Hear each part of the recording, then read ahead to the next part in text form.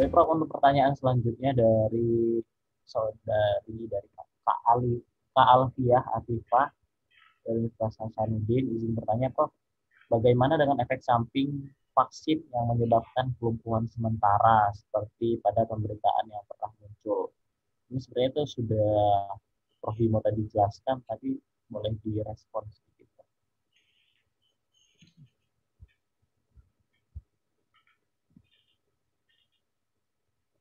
Ya, tadi pertanyaannya apa? Pertanyaannya, bagaimana dengan efek samping vaksin yang menyebabkan kelumpuhan sementara, Prof? Oh, ya, ya, ya. Uh, Ya, ya. Jadi yang kelumpuhan sementara ini sejauh ini tidak dilaporkan, ya, terjadi kelumpuhan sementara. Itu tadi yang saya sebutkan adalah vaksin-vaksin zaman dulu.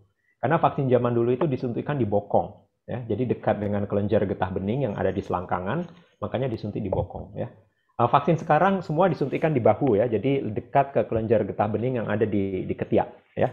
Dan yang ada di leher, ya, itu lebih lebih convenient, jadi nggak perlu buka celana, ya. Zaman dulu di bokong, dan seperti saya bilang tadi, zaman dulu itu saya divaksin sempat lumpuh sementara 2-3 hari dan nggak ada masalah pada waktu itu. Untuk saat ini apa yang tercatat adalah efek samping lokal, yaitu efek samping seperti merah, kemudian agak sakit di tempat penyuntikan, itu biasa, ya, biasa. Kemudian pegel-pegel karena tembusnya ke intramuskular, ya, ke otot, makanya selama beberapa hari pegel-pegel, itu reaksi lokal. Reaksi sistemiknya ada yang meriang. Itu biasa. Apalagi anak-anak kan, anak-anak itu biasanya setelah divaksin kan terus dikasih Panadol sama dokternya. Ini nanti kalau meriang dikasih Panadol, ya, sepertinya seperti itu, ya, biasanya kalau kita bawa anak kita ke puskesmas, ya. Ya, saya tahu karena saya punya anak, ya. Jadi setiap kali anak saya divaksin dokter kasih Panadol. Ini nanti kalau meriang Panadolnya diminum aja gitu, ya. Jadi reaksi sistemiknya seperti demam, kemudian ada yang ngerasa capek, ada yang melaporkan lapar, itu ada. Ya, saya bilang lapar ya makan. Kemudian ada yang melaporkan ngantuk, ya ngantuk ya tidur gitu, apa susahnya, ya. Anak-anak juga, ya. Anak-anak itu beberapa anak-anak setelah divaksin mereka ngantuk. Jadi kelihatannya reaksi ini universal, ya. Kemudian ada yang teman saya sempat nggak tahu dia joke atau enggak, setelah divaksin tiba-tiba dia pikirannya blank gitu, ujian itu nggak bisa mikir gitu. Ya itu nggak belajar, bukan karena vaksin. Alasan aja ya, Prof, Itu itu. menyalahkan vaksin hanya karena tidak belajar, ya. Iya. Jadi itu reaksinya rata-rata ringan, ya. Nah, ada yang bertanya, bisa nggak sih menyebabkan kematian? Sejauh ini tidak ada, ya. COVID kematiannya 2%. Vaksin sampai saat ini sudah diberikan ke lebih dari 50 juta orang, tidak ada kematian. Yang ada adalah reaksi anafilaktik, yaitu misalnya setelah divaksin dalam waktu 10 menit kemudian dia pingsan, ya, karena tekanan darah turun kemudian dia pingsan. Yang terjadi adalah kasus anafilaktik, yaitu reaksi efek samping yang berat, ya, itu antara 2 sampai 5 kasus per 1 juta dosis. Ya, sekali lagi 2 sampai 5 kasus reaksi anafilaktik per 1 juta dosis. Jadi berapa persen itu 0,00000 sekian persen, ya. Jadi berbeda sekali dengan resiko kematian akibat COVID yang 2%. Jadi dari sini disimpulkan bahwa tidak ada reaksi yang serius terhadap vaksin COVID-19. Baik, Prof. Jadi lebih tercerahkan ya, Prof. Itu terkait Ya. efek samping. Tentunya ini menjadi pertanyaan sangat universal dari masyarakat. Untuk selanjutnya, ini alhamdulillah ya, Prof, banyak banget dari teman-teman yang bertanya ternyata. Dari Alisa Nurul Haq dari Universitas Siliwangi, izin bertanya terkait efikasi vaksin yang ternyata hasilnya bisa berbeda-beda, kemudian mutasi mutasi gen virus di suatu negara itu dapat mempengaruhi. Itu seperti yang dijelaskan tadi. Terus saya ingin bertanya, kenapa itu bisa terjadi, Prof? Apakah kondisi geografis suatu negara pun itu turut mempengaruhi? Terima kasih. Baik, pertanyaannya bagus. Jadi kenapa efikasi vaksin itu berbeda-beda di setiap negara? Itu tergantung protokol uji klinis, ya, tergantung protokol uji klinis di negara tersebut. Seperti kita tahu, setiap negara memiliki protokol uji klinis yang berbeda-beda. Misalnya saya ambil contoh vaksin Sinovac. Kenapa di Turki bisa 90%, di Indonesia 65%, di Brazil bisa jatuh sampai 50%? Karena di Brazil, itu relawannya adalah nakes, tenaga kesehatan yang setiap hari mereka terpapar virus di rumah sakit. Ya, sehingga kemungkinan mereka untuk terpapar dengan jumlah virus yang lebih banyak itu sangat tinggi. Sedangkan di Turki dan di Indonesia, itu jumlah nakes yang terlibat dalam uji klinis itu sangat sedikit. Apalagi di Indonesia itu relawannya adalah masyarakat umum untuk lebih merepresentasikan, ya, untuk lebih mewakili komposisi masyarakat. Jadi relawan uji klinis vaksin Sinovac di Indonesia itu mulai dari tukang beca sampai gubernur, ya, sampai Pak Ridwan Kamil itu lebih mewakili komposisi masyarakat yang sesungguhnya. Ya. Kalau di Brazil beda lagi, di Brazil adalah nakes. Ya. Oleh karena itu efikasinya berbeda. Ya. Jadi karakter dari relawan itu bisa membuat efikasi vaksin berbeda-beda, dan kemudian juga faktor genetik juga memiliki pengaruh walaupun sedikit, ya, walaupun sedikit sekali. Ya. Yang lebih memiliki pengaruh besar adalah jenis relawannya. Ya. Apa pekerjaan dari relawan itu sendiri. Jadi itu jawaban saya. Baik, Prof, poinnya sudah didapat ya. Berarti yang benar-benar sangat mempengaruhi adalah dari jenis pekerjaan, karena mereka yang lebih terpapar oleh lingkungannya ya, Prof. Seperti Betul. Tadi negara Brazil ya, Prof. Negara Brazil sendiri pun itu mereka hanya dengan menggunakan nakes. Baik, Prof, untuk ini mungkin pertanyaan terakhir antara Prof.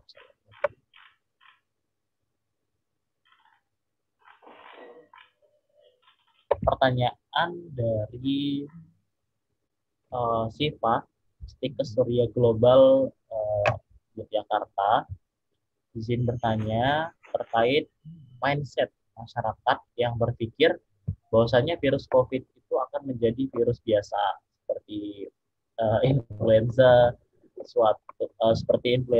suatu saat nanti katanya, dan itu menjadi efek yang acuh kepada masyarakat terhadap protokol kesehatan prokes. Nah, bagaimana cara atau strategi kita nih sebagai tenaga kesehatan untuk meyakinkan masyarakat supaya bisa mematuhi prokes untuk memutuskan tali penularan itu, sedangkan mereka sama vaksin pun benar-benar tidak percaya, tidak yakin bakal menghilangkan virus tersebut.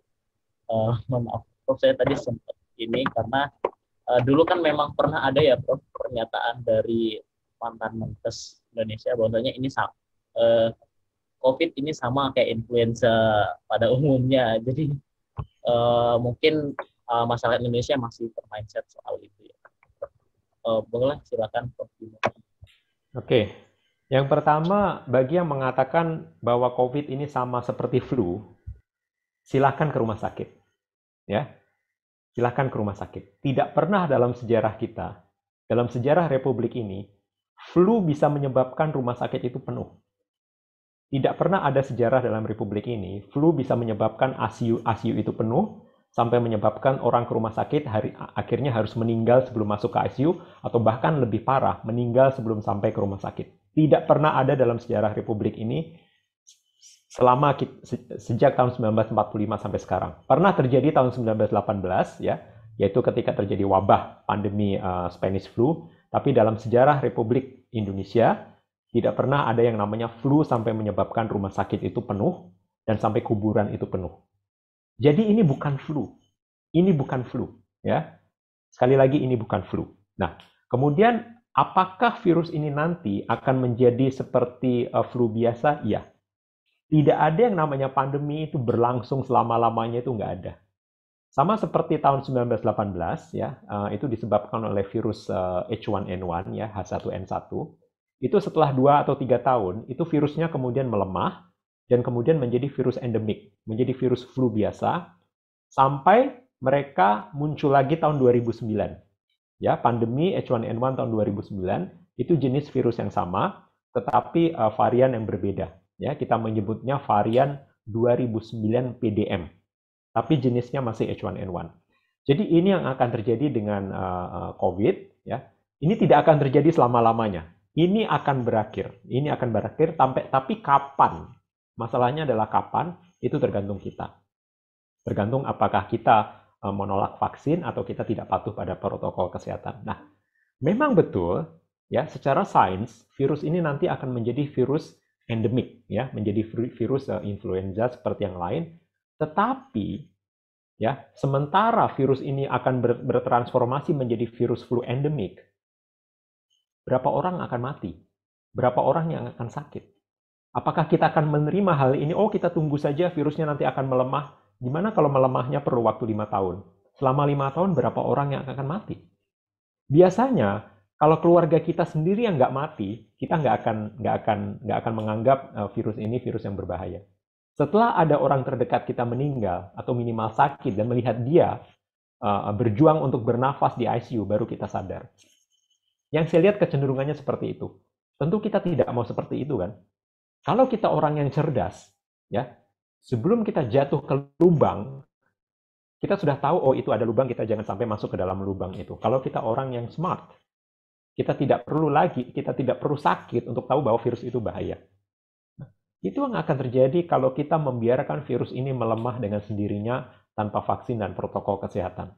Berapa orang yang akan meninggal, berapa orang yang akan mati, dan sistem kesehatan kita akan kolaps. Jadi itu yang harus kita beritahukan kepada masyarakat. Jangan sampai kita kena dulu kemudian baru kita sadar. Jangan sampai sistem kesehatan kita runtuh dulu, ya, baru kita sadar bahwa kita harus bisa mengakhiri pandemi ini dengan secepat-cepatnya, dan kita tidak boleh pasrah. Kalau kita pasrah pun virus ini akan melemah dengan sendirinya, tapi berapa tahun, berapa orang yang mati, berapa orang yang akan sakit. Ya. Jadi itu jawaban saya untuk mereka yang menganggap bahwa virus ini nanti akan dengan sendirinya akan berubah menjadi virus flu. Tidak. Kita tidak bisa menyerah, kita tidak bisa pasrah dengan keadaan. Kita harus berjuang untuk menyelesaikan pandemi ini secepat mungkin, supaya orang-orang yang kita sayangi tidak perlu menjadi korban. Itu jawaban saya.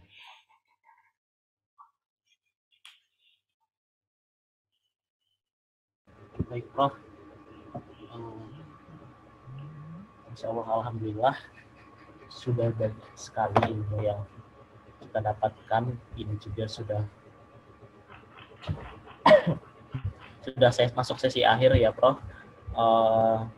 Sudah banyak ya, seperti yang tadi saya ulangi, bahwasanya di sini kita tidak bisa ya, Prof, berpikiran ini akan menjadi hal yang biasa, dan ini ya sudahlah, biarkan aja, nanti juga bakal hilang sendiri. Bahkan saya kemarin sendiri pribadi pernah beberapa ketemu supir travel, supir angkot gitu, Prof. Mereka masih nggak yakin, dan bukan nggak yakin, bahkan nggak percaya, Prof, karena memang COVID itu nggak kelihatan. Statementnya hanya itu, COVID itu nggak kelihatan, sehingga memang sangat dibutuhkan sekali pencerdasan atau bisa dibilang informasi yang secara masif dan tepat itu harus disebarluaskan ya, Prof, ke masyarakat.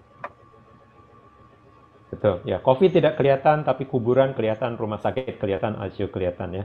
Jadi kalau teman-teman ikutin narasi newsroom ya di Instagram, mereka punya 2 episode khusus tentang kondisi rumah sakit ya, ICU ya. Jadi kalau teman-teman yang mungkin tidak punya kesempatan untuk ke rumah sakit melihat sendiri kondisi rumah sakit, bisa menonton ya dokumentari dari narasi newsroom di Instagram, ada bagaimana kondisi di rumah sakit ya. So, insya Allah dengan melihat hal ini kita bisa insaf ya. Atau yang sering melihat kuburan, bahwa kuburan itu mulai penuh, bahwa jarak antar kuburan itu sudah mulai didekatkan, dan bahkan ada ide untuk kuburan itu menumpang ya. Itu ya sama seperti dalam agama kita kan, mengingat kematian itu adalah cara yang paling ampuh untuk menginsafkan seseorang ya, dengan mengingat kematiannya. Ya, jadi saya pikir COVID tidak kelihatan, tapi rumah sakit ada di depan mata dan kuburan ada di depan mata. Ya.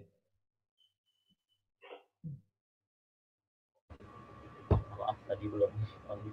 Benar, Prof, ini alhamdulillah saya rasa semoga dari teman-teman mahasiswa atau dari kakak-kakak tenaga kesehatan yang telah hadir dalam acara live teaching Jago Preventif, terasa, Prof, ternyata sudah cukup lama kita bercuap dan saling berdiskusi, tentunya menambah ilmu bagi saya pribadi dan juga bagi kakak-kakak semuanya, dan mungkin bagi Prof Bimo nambah pahala, nambah ladang pahala tentunya, Prof, karena telah mengedukasi kami.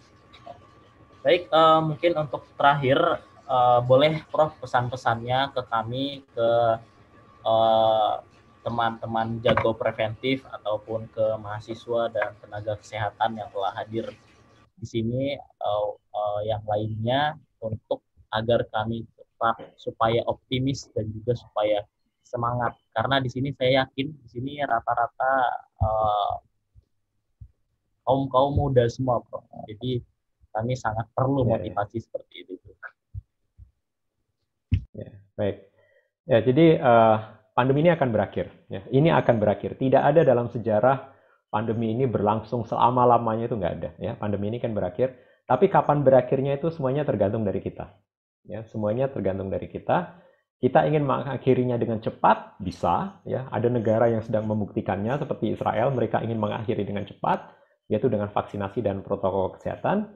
Tapi kalau kita ingin berlama-lama mengakhirinya, boleh, silakan, bisa aja, yaitu dengan tidak patuh pada protokol kesehatan dan dengan tidak mempercayai COVID. Bisa, berakhirnya nanti akan lama ya, seperti analisa Bloomberg, nanti 10 tahun baru berakhir ya. Jadi semuanya sangat tergantung dari kita ya. Kita tahu virus itu seperti apa, kita semua ya di sini mungkin sebagian besar belajar biologi, kita tahu virus itu apa, bagaimana cara untuk menghentikan penyebaran virus kita tahu. Ya. Jadi dengan menggunakan sains kita bisa mengakhiri pandemi ini dengan cepat-cepatnya. Bisa, insya Allah. Baik, Prof. Terima kasih banyak atas semua pemaparan dan semua informasi yang menjadi ilmu baru, dan tentunya yang paling diharapkan adalah teman-teman semuanya kan sudah dapat ilmu, jadi sudah sebagaimana mestinya ya, Prof, disebarkan dan diberitahu ke teman-teman lainnya nanti. Kami ucapkan terima kasih sebesar-besarnya kami dari tim Jago Preventif, eh, yang dimana yang kemarin saya sendiri yang follow up Prof Bimo. Mohon maaf jika kami banyak kekurangan dalam penyelenggaraan ini, dan tentunya juga memang tidak ada kata sempurna dalam sebuah kegiatan. Namun harapan besar kami semoga apa yang kami selenggarakan pada hari ini mendatangkan manfaat dan berkah untuk kita semuanya. Dan yang paling penting adalah semoga kita selalu dilindungi oleh Allah Subhanahu wa taala, diberi kesehatan dan juga selalu dapat kita melakukan aktivitas dengan lancar. Amin, Ya. insya Allah. Insya Allah, amin. Baik, setelah ini sudah selesai Prof Bimo Baik, sesinya ya. ya. Jadi saya izin. Iya Prof, siap. Ya, sampai ketemu lagi teman-teman semua. Insya Allah setelah pandemi berakhir kita bisa ketemu offline ya di satu tempat ya. Siap Prof. Teman-teman Baik, kalau upload boleh tag hashtag apa hashtag lagi kan, tag IG-nya Prof Bimo juga ya, karena benar-benar kalau kita ngikutin Prof Bimo itu kita jadi cerdas pasti ini. baik ya. Saya izin dulu. Assalamualaikum untuk semua. Sampai ketemu lagi. Waalaikumsalam. Banyak, Bro. Ya. Hasil Waalaikumsalam. selalu. Terima kasih, Bro.